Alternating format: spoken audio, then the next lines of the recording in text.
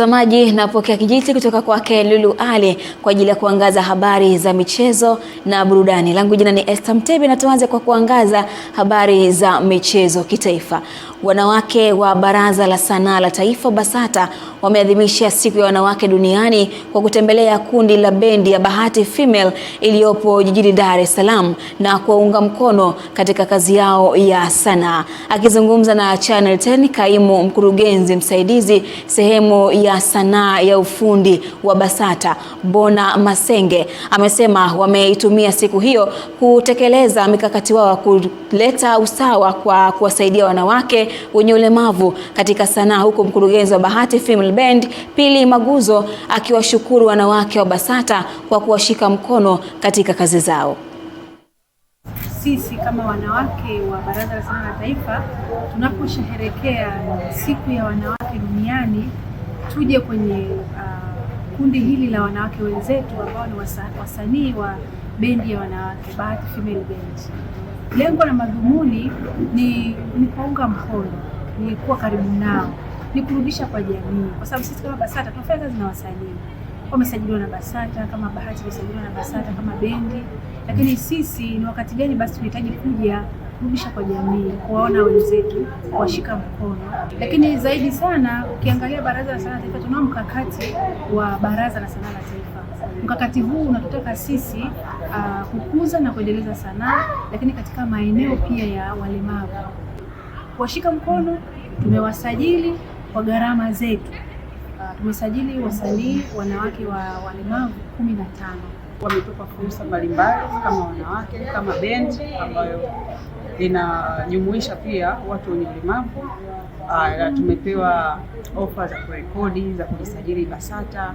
Kwa hiyo hiki kitu ni kitu kikubwa sana kwetu, kwa sababu kuna watu wengine walikuwa wanashindwa hata kujisajili wao binafsi. Kwa hiyo hii kitu imetupa nguvu na morali ya kuendelea kufanya makubwa zaidi kwenye tasnia hii ya sanaa. Na kwingineko, mkuu wa wilaya ya Mbinga mkoani Ruvuma Kisare Makori amewaagiza viongozi wa halmashauri na wakuu wa shule kuhakikisha maeneo yanayotumika katika michezo yanalindwa ili kutoa fursa kwa wanafunzi wa shule za msingi na sekondari kushiriki michezo mbalimbali kwa lengo la kuonyesha vipaji vyao. Makori ametoa maagizo hayo wakati wa kufunga mashindano ya mpira wa miguu kwa wanafunzi wa shule za sekondari Mbinga ambayo yameandaliwa na taasisi ya Wireless Super Cup, ambapo katika mashindano hayo shule ya sekondari Mbinga imeibuka mabingwa wapya baada ya kuifunga shule ya sekondari Makita goli 1 na kujinyakulia kombe, jezi seti 1 na mpira.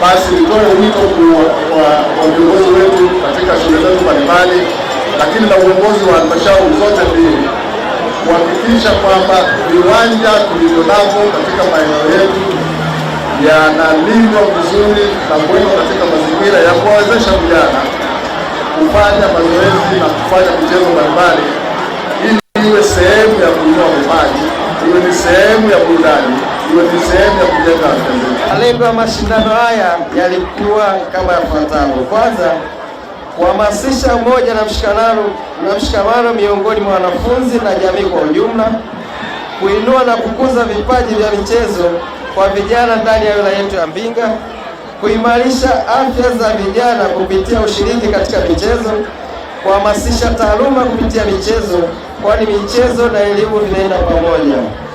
Mimi namshukuru sana Wireless kwa kutupambania katika michezo hii. Mwenyezi Mungu atambariki sana, kwa sababu bila yeye mimi nadhani kuna baadhi ya wanafunzi wangekuwa wafiki shuleni, kwa sababu wanafunzi wafika shuleni wanaposikia hii michezo wanahamasika kufika shuleni. Maalum ya mchezo wa riadha kwa wanariadha chipukizi na makocha iliyoandaliwa na uongozi wa chama cha riadha mkoa wa Dar es Salaam imeanza katika uwanja wa Benjamin Mkapa, ikiwa na lengo la kutoa elimu na mafunzo kwa wanariadha na viongozi ili kufanya mchezo huo kuwa bora zaidi. Wakizungumza wakati wa kliniki hiyo ikiendelea, uongozi wa DAA, wanariadha na makocha wameeleza faida yake hususan katika maendeleo ya mchezo huo sambamba na kuandaa wachezaji kuelekea mashindano ya vijana yatakayoanza kutimua vumbi Machi 27. Walimu wa michezo wa riadha waweze kuleta vijana. Kama leo mlivyoona walikuwa ni wachache, lakini tunategemea kwa sababu zoezi ni endelevu, tunategemea kwa kipindi kijacho tutapata vijana wengi. Yaani tukifanya hivi mazoezi, kwenda kufanya hivi kwa pamoja, tunajenga umoja ule wa timu ya riadha, tunakuwa tunajenga riadha kwamba riadha na yenyewe ipo inaonekana. Watoto wajifunze mchezo kwa sababu umeshaonekana kwamba ni fursa kubwa. Pia kwa makocha wenzangu tufundishe mchezo na tuwalete vijana hapa. Tunashiriki kwenye mchezo wa riadha. Riadha kidogo mpaka sasa hivi. Na taarifa hiyo ya kliniki ya riadha inatuwekea utuo kwenye habari za michezo kitaifa, na sasa tukaungane na mwanamichezo wetu Witness Matiku kutujuza kwa upande wa michezo kimataifa. Alex Pereira atajaribu kuwa mpiganaji wa kwanza kushinda mataji ya UFC katika vitengo vitatu vya uzani atakapokabiliana na Cyril Gane kuwania mkanda wa muda wa uzito wa juu katika ikulu ya White House tarehe 14 Juni. Tukio hilo lililopewa jina la UFC Freedom 250 lilitangazwa na Rais wa Marekani Donald Trump na linafanyika kuadhimisha miaka 250 ya uhuru wa Marekani. Bingwa wa zamani wa uzito wa kati wa Brazil, Pereira aliacha taji lake la uzani wa light heavyweight mwezi uliopita na kuwania mkanda wa 3 wa kihistoria kwenye uzani wa juu. Mfaransa Gane alipigana mara ya mwisho Oktoba wakati wa pambano lake na bingwa asiyepingwa Tom Aspinall katika mapambano ambayo yaliisha bila ushindi. Brighton Aspinall alijeruhiwa machoni kwa bahati mbaya na kumfanya ahitaji kufanyiwa upasuaji wa macho yote mawili. Gane na Pereira huenda wakakabiliana na Aspinall katika pambano la umoja atakapopona, ingawa hajathibitisha ni lini atarejea.